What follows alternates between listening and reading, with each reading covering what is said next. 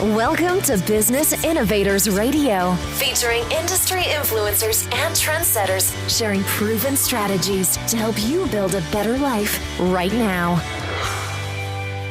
Welcome to Positive News Now. I'm your host, Gail Nowak. Today, my guests are Laurie O'Neill and Marisa da Silva, co-authors of Terri Luanna da Silva's posthumous memoir, Graceful Woman Warrior, a story of mindfully living in the face of dying.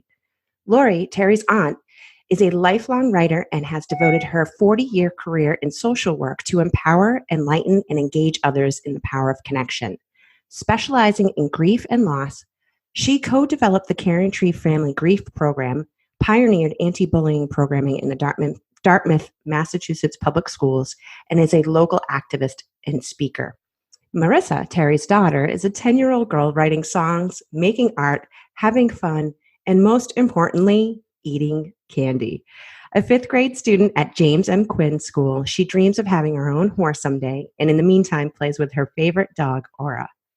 Even though her Mamai is not alive right now, Marisa knows Mamai is busy creating beautiful sunsets, putting Marisa's favorite songs on the radio, and visiting Marisa by sending her a deer or two. Welcome, Marisa and Laurie. Thank you, Gail. We're very excited to be here. Hi. Hi. I'm so excited to have both of you here today. So I just want to say that Graceful Woman Warrior, what a beautiful collaboration and beautiful way to honor Terri. And Laurie, I was hoping that you could start by sharing what the phrase Graceful Woman Warrior means to you and your family, and then share a bit more about how Terri's memoir came about and evolved. Absolutely. So the story of the name is kind of a funny one, right, Marisa? So Marissa's mom was originally named Luanna Mountain-Born Robinson by my sister Jeannie and her husband Spider. And they were hippies and artists up in Canada, which hence the Luanna Mountain-Born name. But when Terri was 12, my sister was a really famous dancer and choreographer. She had her own dance company in Nova Scotia.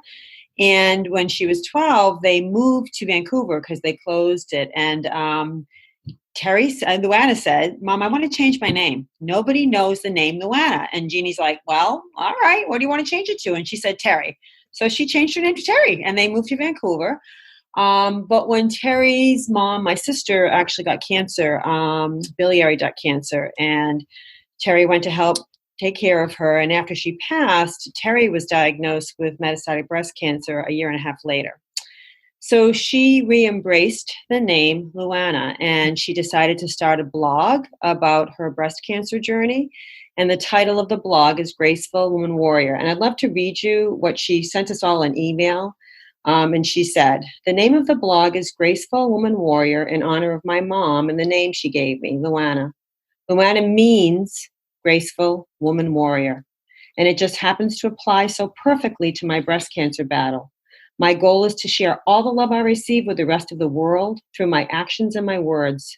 If my blog puts a smile on someone's face, or gives somebody something new to think about, or offers a reminder about the lessons we all so easily forget in the daily madness, then I feel I'm working towards my goal.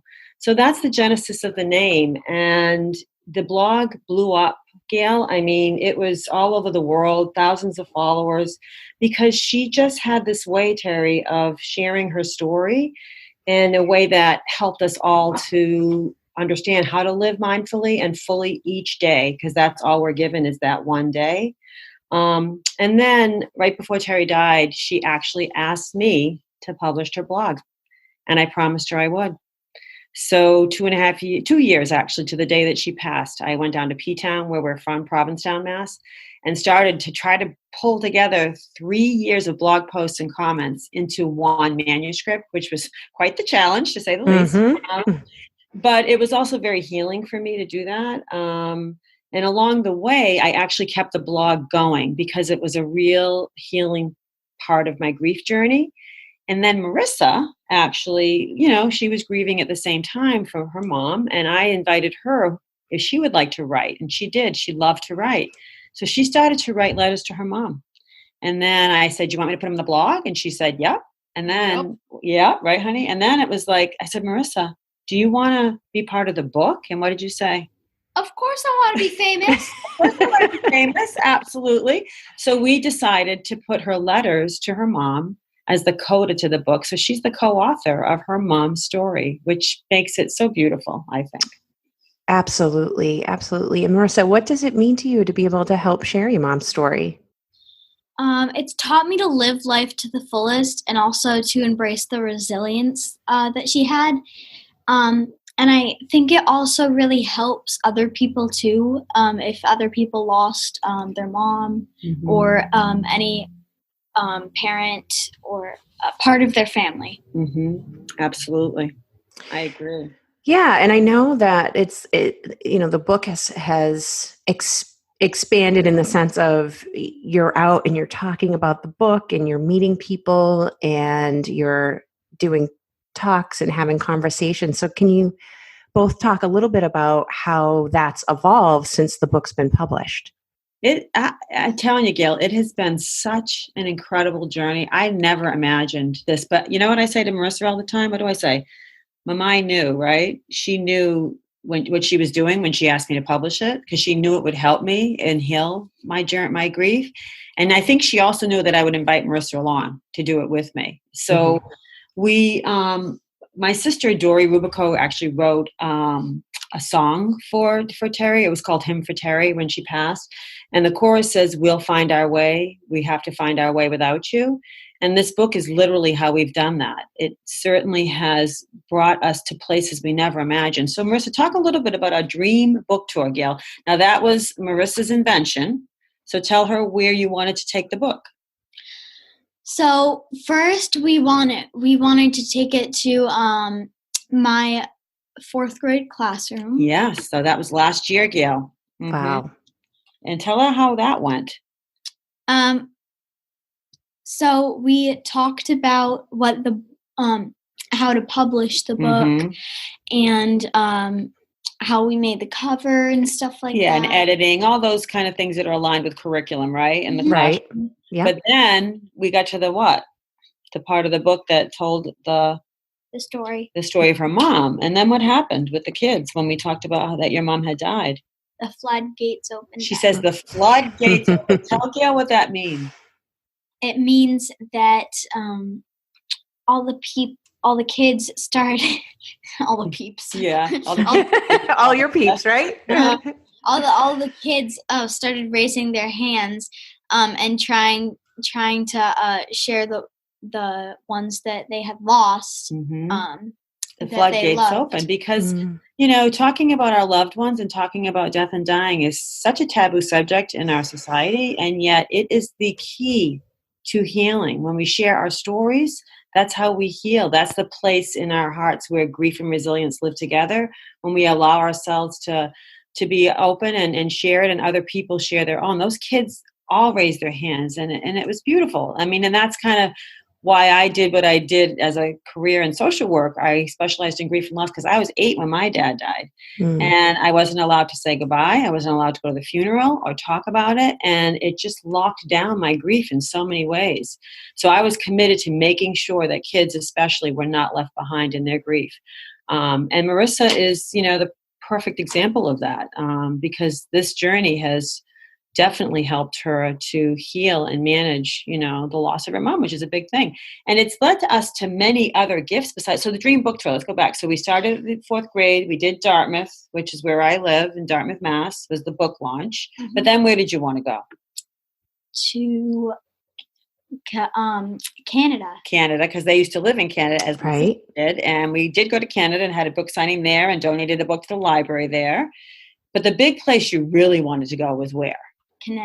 Connecticut and New York. So Connecticut, because why? Why was Connecticut important?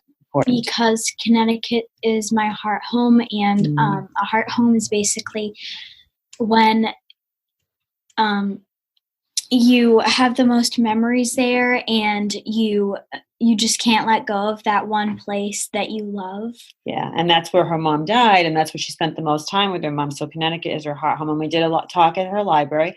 And Gail, her kindergarten, first and second grade teachers all showed up in their own way. One couldn't come, so she left her a present at the front desk, and it was just so special. And some of her old classmates came, but New York was the big one. And why was New York the big one, sweetie? Because New York is where I was born, and it was my mom's favorite place to be. In the whole wide world. What did we do in New York for Mama to remember her? We made a bench for her. Yeah, in Astoria Park, which was her favorite place overlooking the river. So we finally got to New York, Gail, this fall. Terri's alma mater, the Silberman School of Social Work at Hunter College, hosted us, which was such a magical gift. Wow. Very expensive. I self-published, so it's not an easy journey financially to get to all these places, but the doors have opened, and I think it's because of our story and Terri and who she was and how her story has helped to heal so many people and help them to look at adversity in a very different way, that each day is given to us, and we all have, as she called them, crosses to bear, but it's how you face those crosses and embrace those crosses and figure out your path along the way that makes the difference. And Terri really taught us that, didn't she, honey? Yeah. Yeah. So that was our dream book tour. The other things, though, Marisa, how about the other gifts from Mamai that you've gotten through this journey? What about Empower Her? Can you tell Gail about Empower Her? Actually, Gail, I think that might be in your area. Tell her what Empower Her is. Yeah, I've heard of Empower Her. Yeah. How was that experience? As you might have known, Empower Her is a group of girls that lost their moms, and we do fun activities together, like the beach bash and yoga, an acting workshop. Yeah, so she'll read something later from her acting workshop, which was so cool. But it was created by, remember, what was her name? What is her name? Cara Belvin. And why did Cara start this group? Belvin. Cara Belvin. Why did she start this group? Because when she was 9, what happened to her? Because when she was 9, her mom died, and breast cancer. And she had no one to talk to, and she just felt really bad, and she wanted other people to kind of be with her in the same spot that she was. And actually, it was Mother's Day, Gail, that she started. There was a few girls in her community in Scituate, and Mother's Day is the hardest day of the year. One that she really, she decided to invite those girls to come to a Mother's Day retreat. And that was 5 years ago. And now we went to the Mother's Day retreat last year, Gail. Guess how many girls were there? Tell her how many girls were there. Like over 200. It was almost 200. Wow. Yeah. And, she's expanding now. It's the North Shore and the South Shore of Massachusetts, but she's expanded to Connecticut, which is up and running. New York is in the process of opening and starting their first, model for girls. And now she's out in LA also one of the young girls who's now a young woman that started in Empower Her, moved to LA, and she's starting a branch out there. It's amazing the support and love that this group has provided. It's changed our lives, right, Marisa? It really has. Yeah. It's so beautiful. And I love that you're talking about the power of story to connect you with other people and to help them open up and trust and express themselves. And I also love that there's just so much grace in this whole experience. This is a major theme in Terri's journey, but also in each of your journeys. So how did you each find your way to peace and hope and even purpose from this experience and from losing Terri? Well, again, I think that grief and loss is a universal human condition. We all are in this together, but we forget that, right? And so the power of sharing our stories has led to such profound healing and grace in my life and in Marisa's life. If you could see her, this girl, there is actually video on our website. We made a reel when we were in New York. I saw that. Yeah. You can see it, right, Gail? When you look at Marisa and you see how she is just up there sharing her story and how much strength that gives her. Mm-hmm. And by meeting these people and connecting with them and their stories become part of ours, it just really opens the door to healing and resilience and grace. And that's what Terri knew. She knew that. And I think, she was a natural storyteller. Her parents were both writers. They were very famous science fiction writers, actually. My sister Jeannie and her husband Spider, they won like the Hugo and the Nebula Award in the science fiction community for their Stardance books. So it was in our family, like we're all kind of performers, all my sisters like are really famous, except for me, I didn't get that gene. So I always felt like I didn't really get into the performing artist. And my girlfriend said to me, Laurie, you're just starting. You're just starting a little later. That's all. Right. And she also said, but Laurie, you're an artist of humanity. You've been doing it all along with your social work career. It's all about the storytelling. Right. And, I wrote a memoir like 20 years ago, actually, about a loss with my girlfriends and never published it. And it was this loss that Terri gave me the strength to actually step forward and publish her story. And now I'm an author, and now I know I can do it, and now I hope to do it again. And so does Marisa, Yeah. And Marisa, you're so creative. I mean, you love to sing, you love to write, you love to make art. And clearly that's something that is a big part of your family and your ancestors and everything. So what creative aspects of this project have been the most memorable for you? Like, what's been the most fun and brought you the most joy? Well, for the creative aspects, songwriting and art have been the most memorable because art, it's on the back of the book. She drew a beautiful picture, Gail. What was it of? It was of me, my dad, and my mom on a picnic blanket watching the sunset in the mountains. Absolutely gorgeous. So we put that that originally was going to be the cover of the book, but then we decided we wanted Mama and Marisa right on the cover, and then we put a picture on the back. So that artwork. But what about the songwriting too? Tell her about that. So I wrote a song for my mom, and it's called "Never Lose Me," and I've sang it 3 times before at book signings and book launches. Yeah, the New York one was a really big one because that was a pretty big audience. Actually, the audience for our book launch was like almost 200 people. That was the biggest one. That's the first time you sang. And she, again, the grace just channels right through her. And I just firmly believe it's her mom, within her heart, and carrying her mom with her and through her artwork and her creativity and her writing. I made her a book, her mom and her love story, with all the pictures of her and her mom and my sister too, her Nana Canada. She used to call my sister Nana Canada. And she would bring that book to school, Gail, and she would share it with the class. And it was her way of bringing her mom with her. And I can remember when I was little and my dad died and going back to school, it was horrible. It was like I was a leper. Nobody wanted to talk to me. They thought it was contagious. Yeah. And so the gift of being able to bring her mom with her through this story and through sharing her story, as Marisa says, around the world, is really amazing, Then there's a funny story, Gail, about her teacher in 4th grade. She showed our book trailer. Tell them what happened after that. So all these people were crowding around all the kids in her class. Yeah. And then this boy named Jaden. Yeah. He wanted to be my bodyguard. Yeah. She comes home. She says, "Auntie, I'm famous." I said, "What do you mean you're famous?" And she said, "My teacher shared our book, our trailer, and all the kids." I was like, they were all around me. I said, "Oh my goodness, Marisa!" And what a beautiful thing to come out. Oh my gosh, difficult loss, right?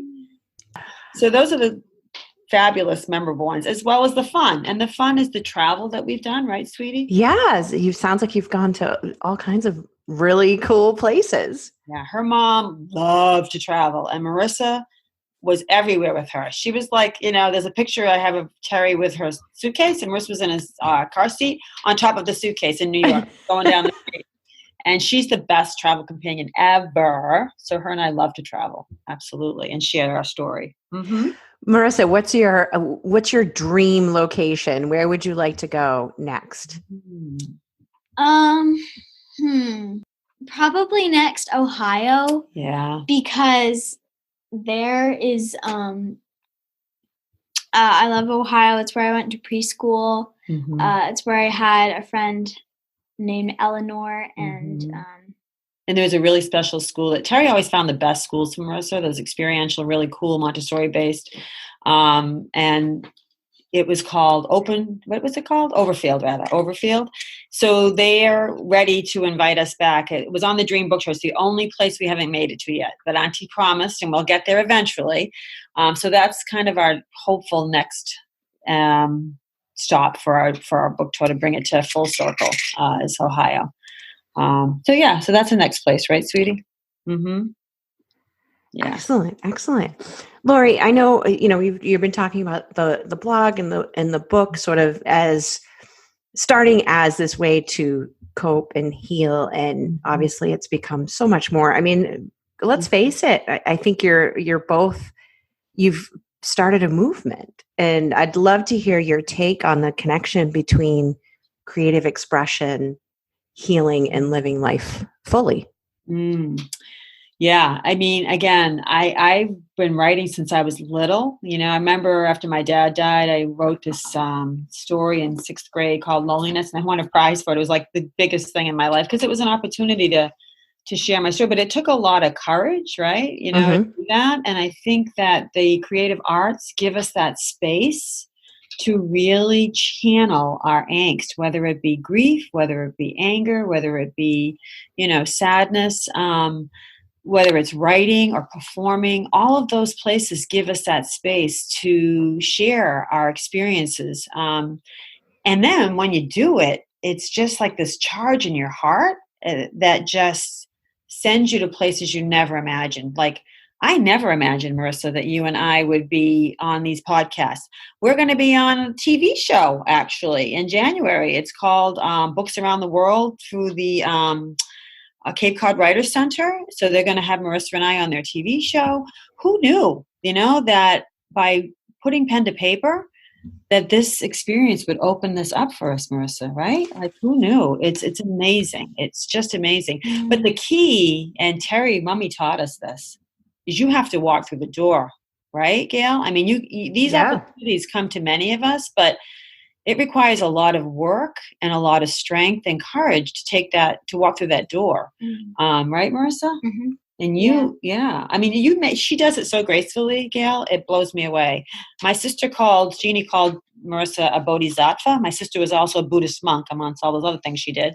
And that's an enlightened being that comes to teach us things. And Marisa's like a wise soul. She's been that way since she was little. And she's taught me so much. And that was one of the things that Terri always said to, and my sister, that our children and our journeys are our biggest lessons. Is just, are we willing to walk through the door and learn those lessons and embrace those lessons and then share those lessons with each other so that we can all heal together, so that we're not alone, And I think that one of the things that's happened for me since the book is I started a workshop called Grace Lessons, a bold blueprint for mindfully navigating the sacred cycles of life, loss, and living beyond.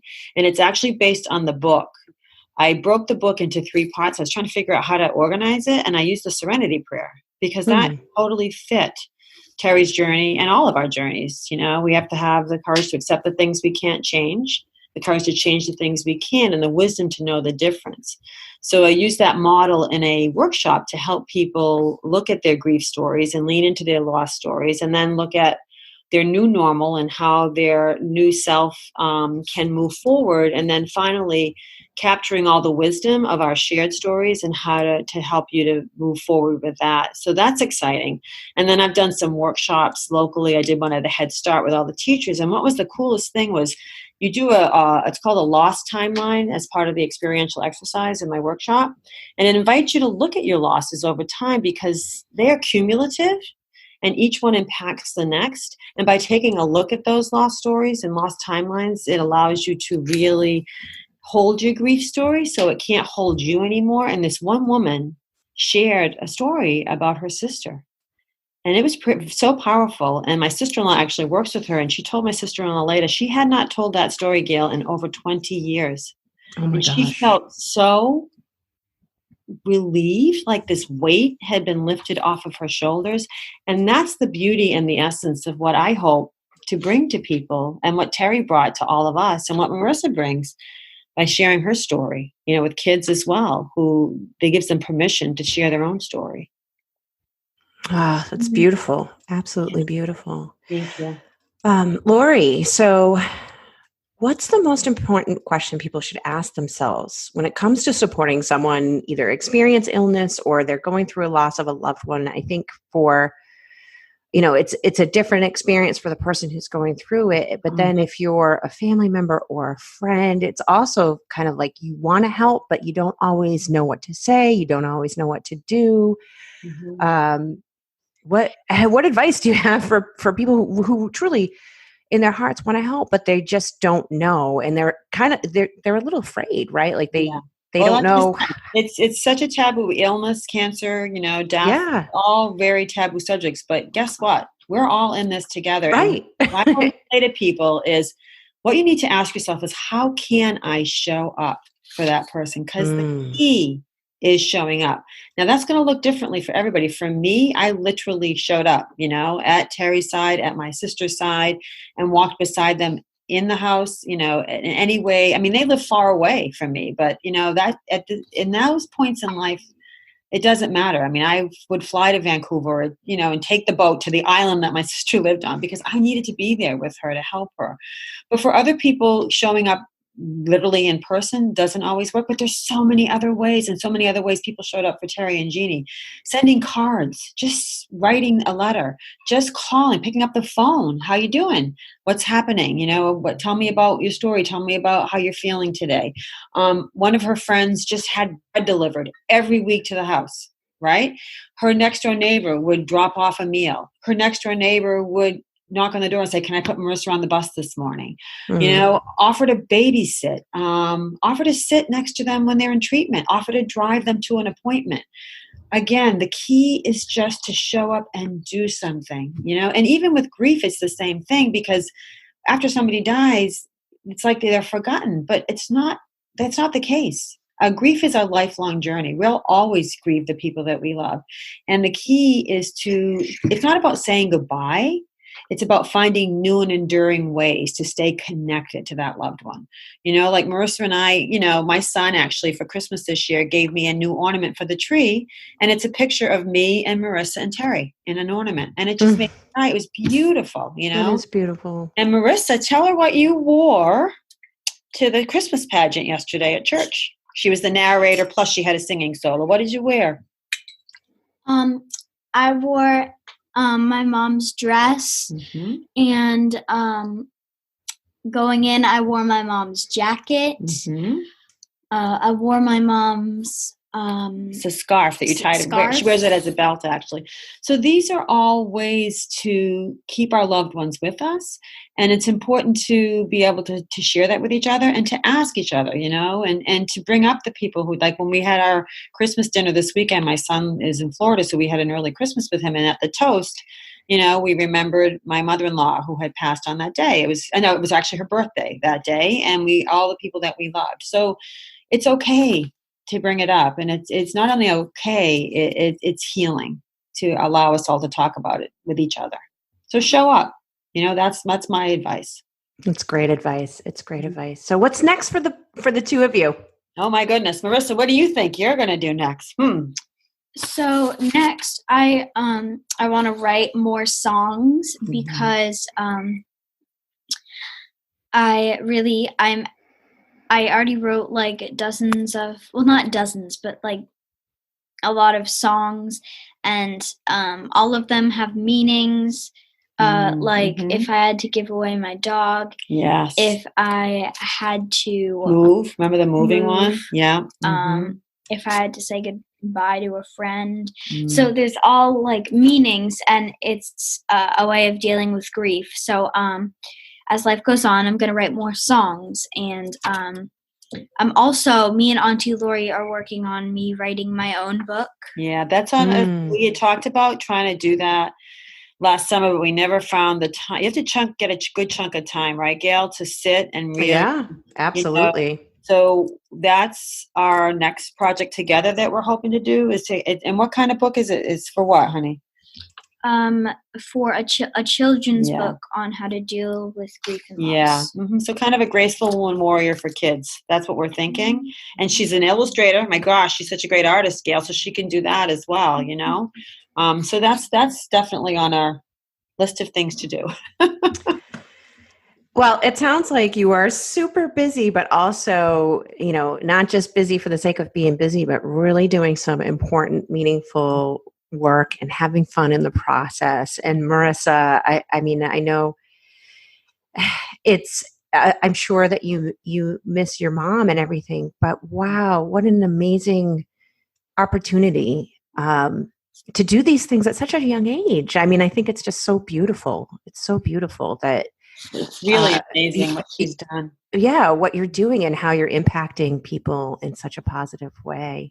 Mm-hmm. So before we wrap up, is there anything that people should know that we haven't yet covered? Well, Marisa was thinking she might like to share her monologue from Empower Her that she wrote. Would that be okay? Yeah, I'd love to hear that. Ahead, Marisa. So they gave them, I think it was 5 prompts, and you had to write something for each prompt. So here you go. Go ahead, sweetie. I have a secret. I am a real author. The book I wrote is called Graceful Woman Warrior. It is about my mom and how my family went through this breast cancer journey. I'm grateful for Empower Her. I first realized it when Auntie Laurie told me she put my blogs in the book. I'm proud of myself. Something I learned was that I can inspire others through my writing. It makes me feel open to heaven and the earth. Now that I've said that, I feel that I've inspired more people and chose to be happy. And that's the name of the book, Choose Happy, that they gave him the journal. Isn't that amazing, Gail? Beautiful.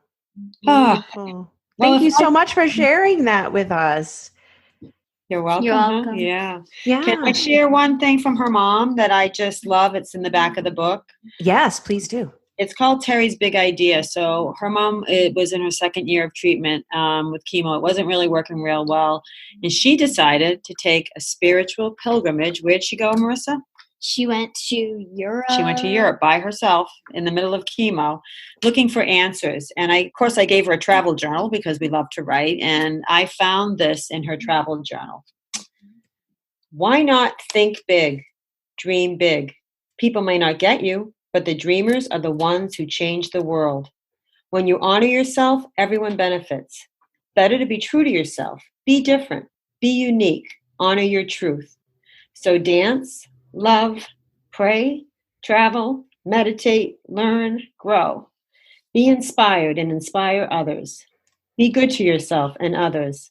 Find the beauty in life. Nurture your soul. The time has come. Terri Luanna da Silva. And I always cry, don't I, Marisa, whenever I read that? Emotional woman. Emotional woman. That's what she calls me. I always tell her those tears are really healthy, honey. They really need to heal. Definitely. Yeah. She really taught us how to live fully and mindfully. So wise, too. So wise. Yeah. So wise. So how can our listeners find out more about both of you, the book, the workshops, and all your future work that's going to come out, I'm sure? Yeah, please go to our website. It's gracefulwomanwarrior.com, and please subscribe. There's usually a pop-up that comes up, and you can receive all the newest blog posts and events coming up.